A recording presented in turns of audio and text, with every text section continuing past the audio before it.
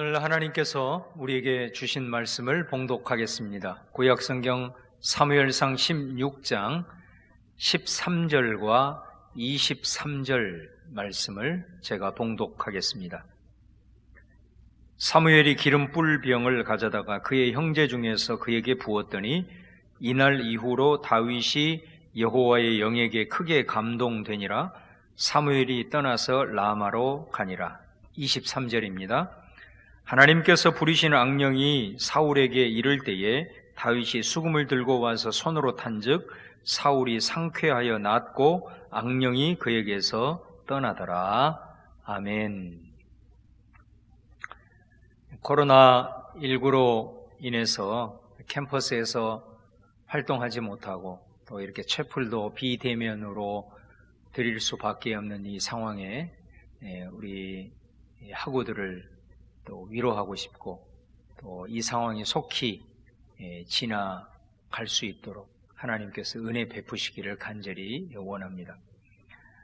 여러분, 우리가 믿는 예수님을 예수 그리스도다 이렇게 부릅니다.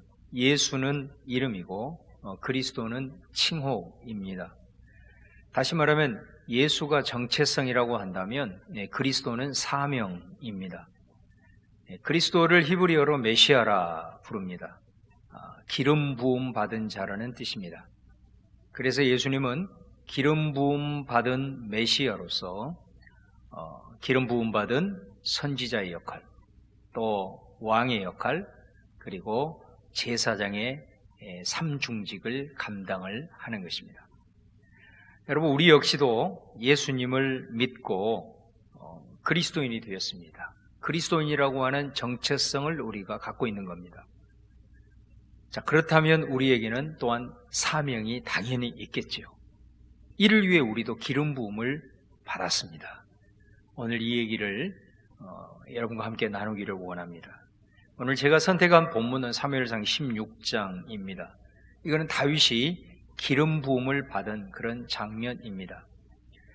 하나님은 당시의 왕인 이 사울을 버리셨습니다. 이로 인해서 슬퍼하고 있는 사무엘에게 하나님께서 명령을 합니다. 너는 베들레헴 이새의 집으로 가서 그곳에 장차 왕이 될 사람에게 기름을 부으라고 말씀합니다. 사무엘이 이새의 아들들을 제사에 청하고 이제 왕이 될 만한 후보를 보았습니다.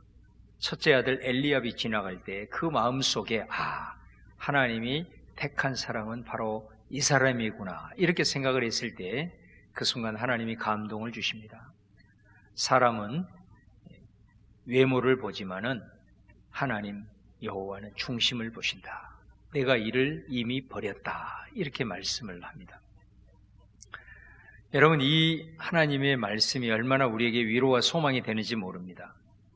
온갖 겉으로 드러나는 외모와 또 학력과 출신 등등 이런 스펙만을 바라보는 이 세상 속에서 하나님께서 그 중심을 보신다니요. 하나님의 쓰임받기를 원하는 사람에게는 이보다 더 귀하고 복된 말씀은 없을 겁니다. 자, 이새의 아들 중에 막내가 그 자리에 없었습니다. 사무엘은 이새에게 막내 다윗을 데리고 오라고 말합니다. 그런데 여러분, 왜 다윗이 그 자리에 없었을까요? 여기에는 여러 가지 해석이 있습니다. 아버지 이새는 굳이 막내가 이 자리에 올 필요가 있겠는가? 그만큼 막내였기 때문에 다윗은 존재감이 없었다. 그렇기 때문에 이 자리에 없었다라는 그런 의미입니다. 그런데 저는 이렇게 생각을 합니다. 아들들을 초청한 자리였다면 그 아들을 대표하는 1, 2, 3 첫째부터 셋째까지가 대표자로 참석을 하는 거죠. 자, 그리고 다음에 이 네 번째부터 여덟째는 사실은 다 거기서 거기입니다. 그럴 때 아버지의 입장에서 대표하는 3명이 참석을 하고, 자, 나머지 중에서 이 중요한 목장을 누구에게 맡길 거냐? 결국 유능하고 성실하고 아버지가 신뢰할 수 있는 사람이라는 거죠. 바로 다윗이 아버지에게는 그런 존재였다는 겁니다.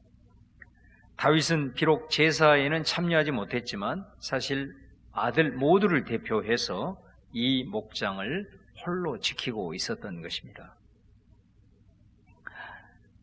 이것은 사무엘상 17장에도 나오는 내용입니다. 블레셋과 이스라엘이 전투를 벌이고 있습니다. 역시 아들들을 대표하는 1, 2, 3, 세 아들은 부름을 받고 전쟁에 참여하게 되지요. 그러면 넷째부터 여덟째까지는 아버지 집에서 양을 치는 일을 합니다. 그런데 한 번은 아버지 이새가 전쟁터에 나가 있는 그 세 아들을 위문하도록 사람을 보냅니다. 아버지는 누구를 보내냐? 여러분, 이 일은 굉장히 위험한 일입니다. 그리고 중요한 일입니다. 그런데 이때도 아버지 이새는 막내 이새를 보내고 있다라는 겁니다. 다윗은 그 일을 완벽하게 수행을 합니다. 이 말은 무슨 말씀이겠습니까? 다윗은 누구보다도 성실하고 아버지가 신뢰할 만한 아들이었다는 겁니다. 막내였음에도 불구하고.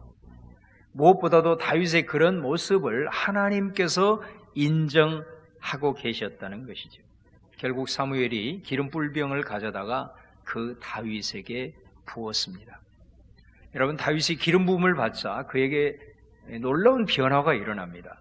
13절 오늘 봉독한 말씀에 사무엘이 기름 뿔병을 가져다가 다윗에게 부을 때에 그날 이후로 다윗은 여호와의 영에 감동되었다라고 말씀합니다.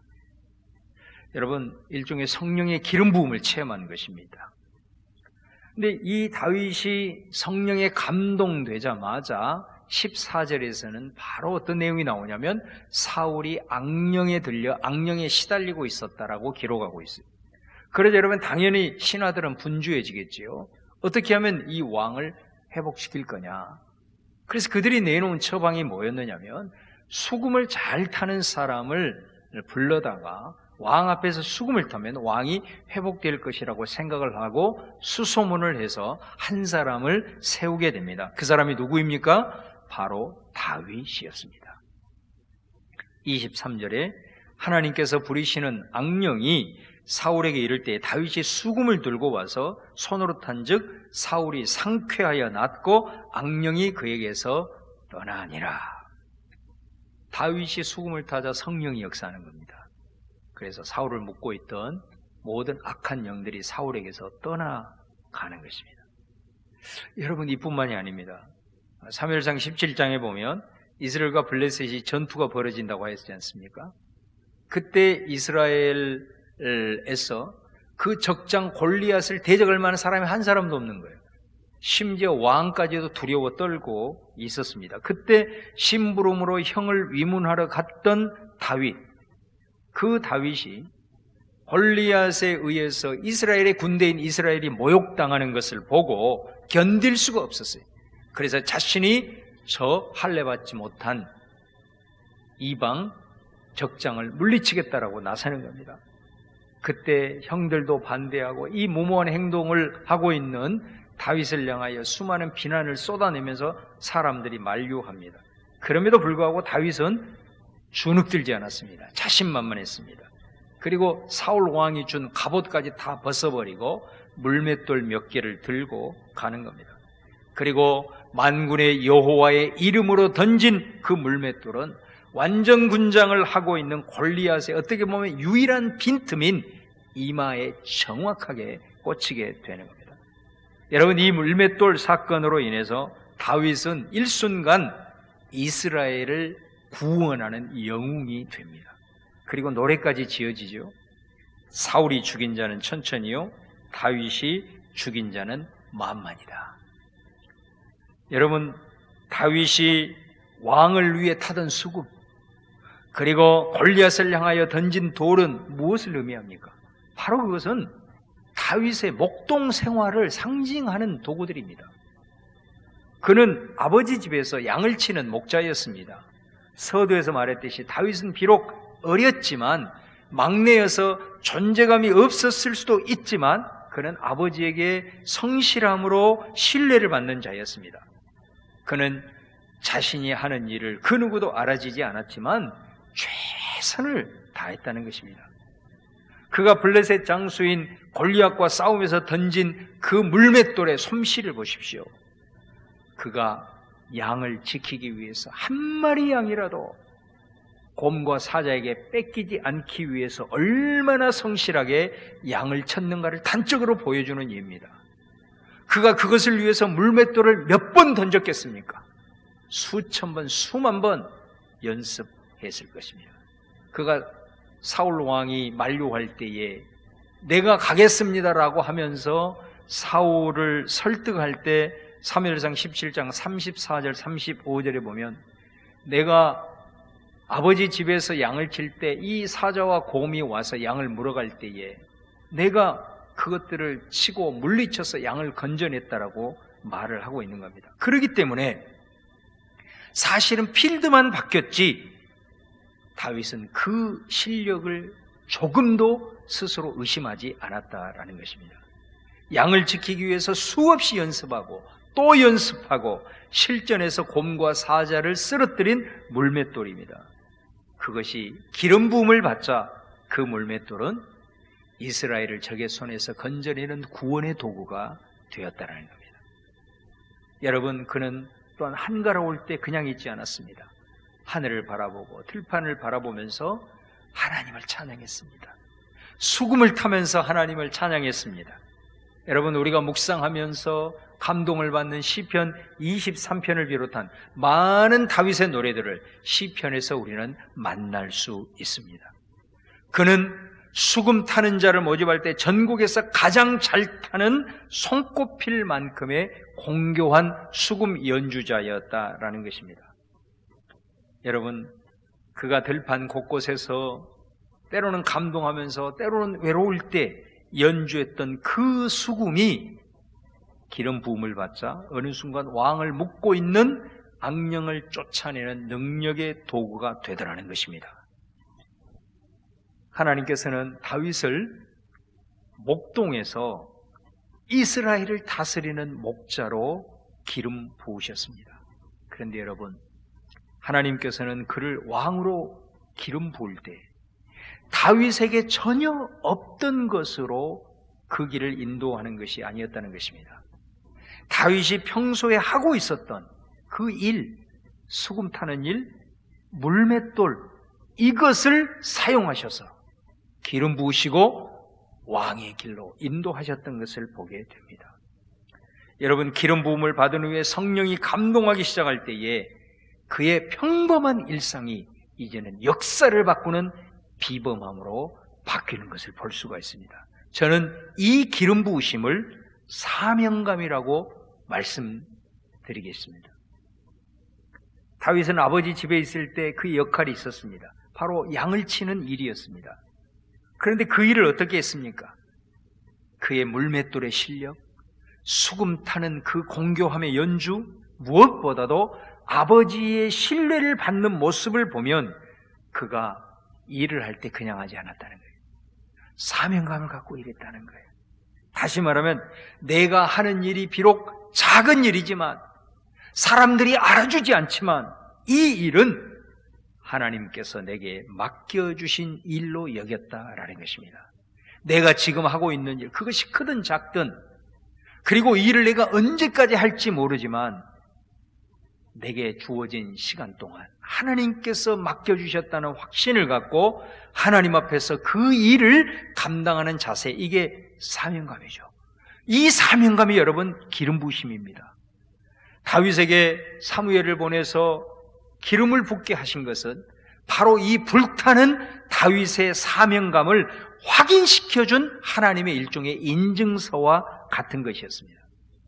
여러분, 이 말은 기름 부음을 받기 전부터 이미 다윗은 사명감에 불타고 있던 사람이었다라는 것입니다. 사명감에 불타자 그는 모든 하는 일에 충성했습니다.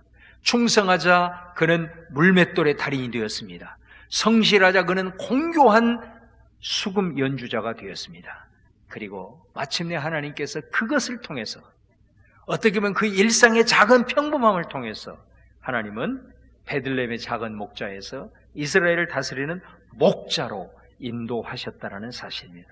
우리 예수님께서 마태복음 25장 달란트 비유에 네가 작은 일에 충성하였으니 보라 내게 큰 것을 맡기겠다 말씀하시지 않았습니까? 여러분, 우리는 하나님을 믿는 사람입니다. 그리스도인이라는 분명한 정체성을 갖고 있습니다. 그러니 우리가 행하는 일도 바로 하나님을 의식하고 하나님이 맡겨주셨다는 사명감이 반드시 필요한 것입니다. 사랑하는 여러분, 여러분이 지금 하고 있는 일이 무엇입니까? 사람들의 주목을 받고 있는 일입니까? 아니면 사람들이 알아주지 않는 하찮은 일입니까? 여러분이 지금 일을 하고 사역을 하고 공부하고 있는 삶의 자리는 어디입니까? 큰 무대에서 사람들의 기대를 한 몸에 받고 있는 그 중앙 무대입니까? 아니면 초라한 개척교회입니까? 아니면 아무도 주목하지 않는 도서관의 한 켠입니까? 여러분, 저는 오늘 여러분에게 도전합니다. 성령의 기름 부음을 받기를 원합니다. 여러분이 평소에 행하는 작은 일, 심지어 한 번 하고 마치는 일이라고 하더라도 하나님께서 이 일을 내게 맡겨주셨다라고 생각한다면 그것이 기름 부으심입니다.